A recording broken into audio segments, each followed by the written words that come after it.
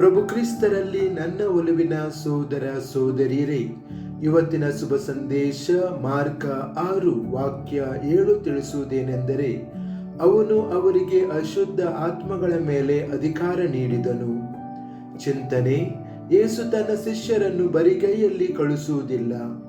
ಆತನು ಅವರೊಂದಿಗೆ ತನ್ನ ಸ್ವಂತ ಅಧಿಕಾರವನ್ನು ಹಂಚಿಕೊಳ್ಳುತ್ತಾನೆ. ಕೆಟ್ಟದ್ದನ್ನು ಎದುರಿಸುವ, ಮುರಿದಿದ್ದನ್ನು ಗುಣಪಡಿಸುವ ಮತ್ತು ಬಂಧನದಲ್ಲಿರುವವರಿಗೆ ಘನತೆಯನ್ನು ಪುನಃಸ್ಥಾಪಿಸುವ ಶಕ್ತಿಯನ್ನು ನೀಡುತ್ತಾರೆ. ಈ ಅಧಿಕಾರವು ನಿಯಂತ್ರಣ ಮತ್ತು ಹೆಮ್ಮೆಯ ಬಗ್ಗೆ ಅಲ್ಲ, ಆದರೆ ನಂಬಿಕೆಯಲ್ಲಿ ಬೆರೆತಿರುವ ಸೇವೆಯ ಬಗ್ಗೆ.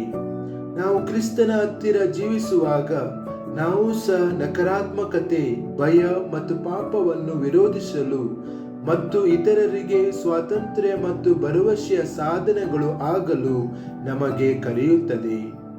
ಪ್ರಾರ್ಥನೆ: ಕರ್ತನಾದ ಯೇಸುವೆ, ನೀನು ನಮ್ಮನ್ನು ಕರೆದು ನಿನ್ನ ಅಧಿಕಾರವನ್ನು ನಮಗೆ ವಹಿಸಿಕೊಟ್ಟಿದ್ದಕ್ಕಾಗಿ ನಿಮಗೆ ಕೃತಜ್ಞತೆಯನ್ನು ಸಲ್ಲಿಸುತ್ತೇವೆ.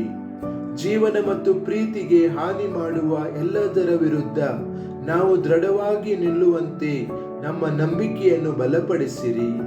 ನಮ್ಮ ಹೃದಯಗಳನ್ನು ಭಯ ಮತ್ತು ಕತ್ತಲೆಯಿಂದ ಮುಕ್ತಗೊಳಿಸಿರಿ ಮತ್ತು ನಿನ್ನ ಗುಣಪಡಿಸುವಿಕೆ ಮತ್ತು ಶಾಂತಿಯ ವಿನಮ್ರ ಸಾಧನಗಳು ಆಗಲಿಕ್ಕೆ ನಮಗೆ ಆಶೀರ್ವದಿಸಿರಿ.